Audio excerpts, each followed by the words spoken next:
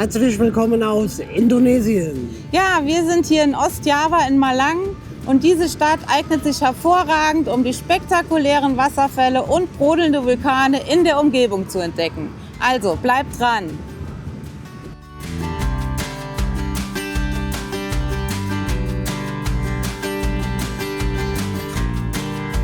Versteckt im Herzen von Malang findet sich ein historischer Schatz. Obwohl die Stadt auf den ersten Blick unscheinbar wirken mag, offenbart sie ein Highlight, das Einheimische wie Touristen gleichermaßen begeistert: das bezaubernde Kachoe Tanggan Heritage Village. Das Herz des Viertels schlägt in den engen Gassen, die sich wie ein Labyrinth durch alte Kolonialhäuser schlängeln. Jede Gasse ist dabei eine eigene Geschichte, gespickt mit bunten Wandmalereien und kleinen Details, die das Viertel so lebendig machen.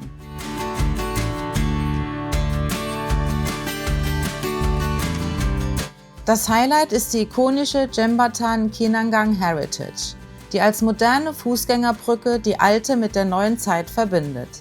Sie ist mehr als nur ein cooler Fotospot.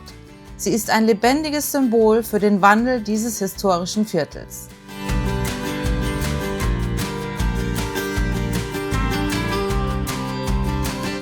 Hier könnt ihr auch die einzigartigen Fassaden der Häuser im Kolonialstil bewundern, von denen einige über 100 Jahre alt sind. Und wenn ihr genau hinschaut, entdeckt ihr in den vielen kleinen Cafés und Warungständen auch das authentische Leben von Malang. Es ist ein Ort, der dazu einlädt, sich einfach treiben zu lassen und die kleinen, besonderen Momente zu entdecken.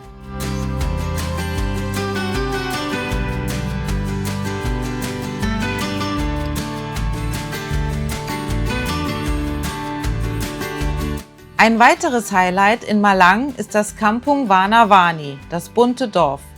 Was heute ein absoluter Instagram-Hotspot ist, war vor wenigen Jahren noch ein Slum am Flussufer. Doch dank einer Studenteninitiative und der Unterstützung eines großen Farbherstellers wurde der Ort in ein lebendiges Kunstwerk verwandelt. Einwohner, Künstler und Regierungstruppen bemalten das Dorf innerhalb kurzer Zeit in leuchtenden Farben. So sollte der Stadtteil nicht nur wieder bewohnbar, sondern auch zu einem Anziehungspunkt für Touristen werden.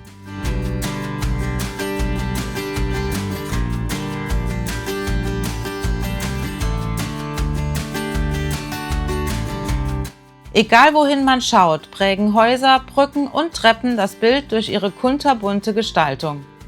In den kleinen Läden und Restaurants könnt ihr die Aussicht bei einem erfrischenden Getränk genießen oder ein paar handgemachte Souvenirs kaufen. Mit eurem Besuch unterstützt ihr dieses tolle Projekt und helft den Menschen vor Ort, ihren Lebensunterhalt zu verdienen.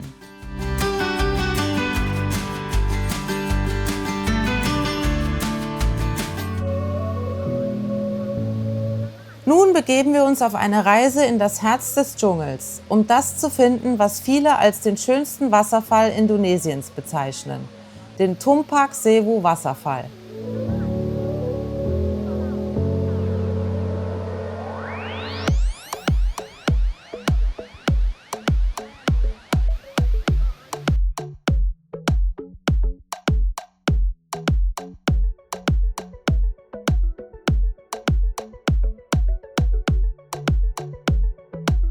Schon der Weg dorthin ist ein Abenteuer. Ein steiler Pfad führt hinunter zu einem Aussichtspunkt, von dem aus wir den Wasserfall in seiner vollen Pracht von oben bewundern konnten. Doch das wahre Highlight lag noch vor uns.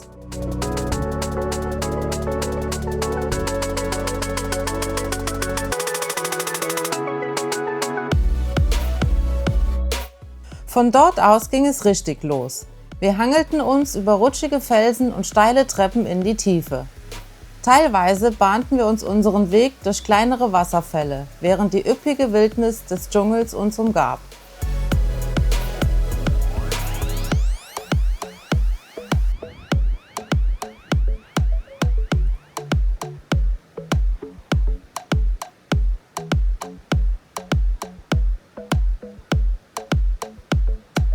Unten angekommen, überquerten wir auf einem schmalen Steg den reißenden Fluss.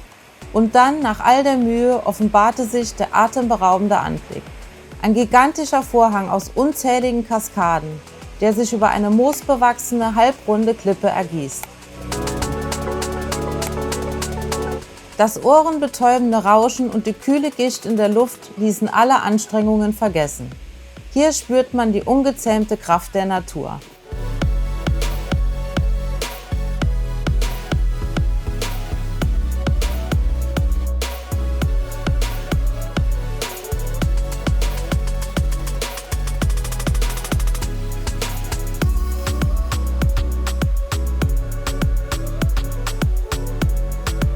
Doch das Abenteuer war noch nicht vorbei. Unser Weg führte uns weiter zu den Goa Thetis, wo wir an natürlichen Pools und kleineren Wasserfällen vorbeikamen. Immer wieder mussten wir über Felsen klettern und durch Wasser waten, was richtig viel Spaß machte und für eine willkommene Abkühlung sorgte.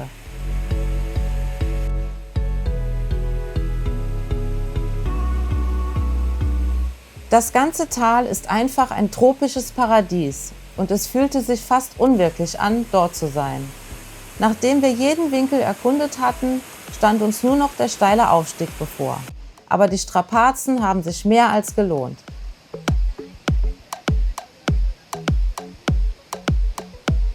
Und hier kommt unser Tipp: Leiht euch am Eingang unbedingt Wasserschuhe aus, falls ihr keine dabei habt. Und zieht Kleidung an, die nass werden darf und schnell wieder trocknet.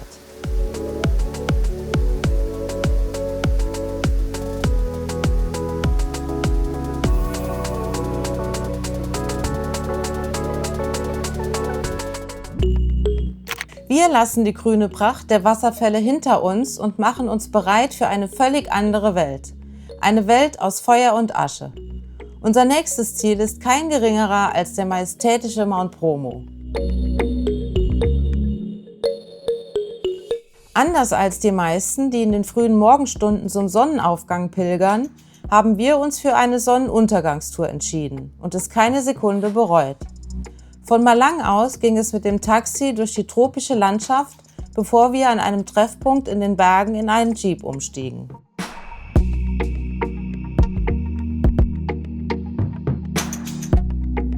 Die Fahrt führte uns über Serpentinen in den Nationalpark, zur beeindruckenden Tenggere-Caldera. Hier, umgeben von schlafenden Vulkanen, liegt eine sandige, surreal wirkende Ebene, die man nicht umsonst das Meer aus Sand nennt.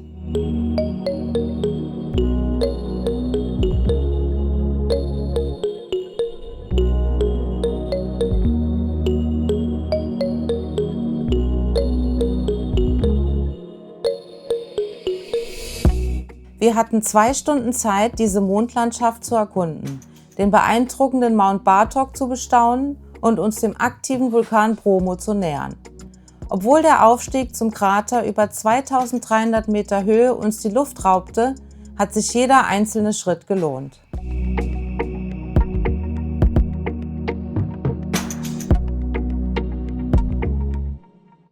Vom Rand des Kraters aus blickten wir in die Tiefe und sahen, wie Schwefel und Dampf aus dem Vulkan aufstiegen. Ein atemberaubender Anblick, der uns die pure Kraft unseres Planeten spüren ließ.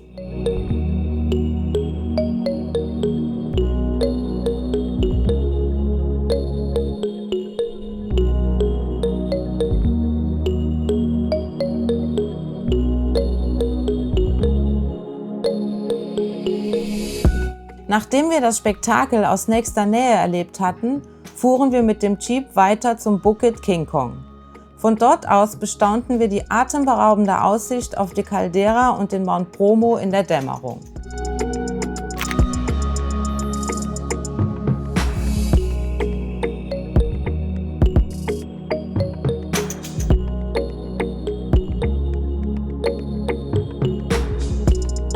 Anschließend ging es weiter zu einem anderen Hügel, um uns den wohlverdienten Lohn unserer Reise abzuholen.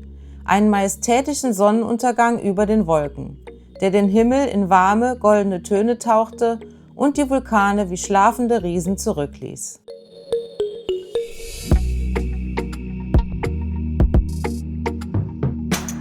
So, hier bei diesem schönen Sonnenuntergang verabschieden wir uns jetzt. Wir sind hier quasi über den Wolken, das zeigen wir euch aber gleich noch und wir hoffen, euch hat das Video gefallen und falls ja, dann lasst mal ein Abo da und einen Daumen nach oben. Und ich würde sagen, wir sehen uns im nächsten Video. Bis dann, macht's gut. Bis dann. Ciao, ciao.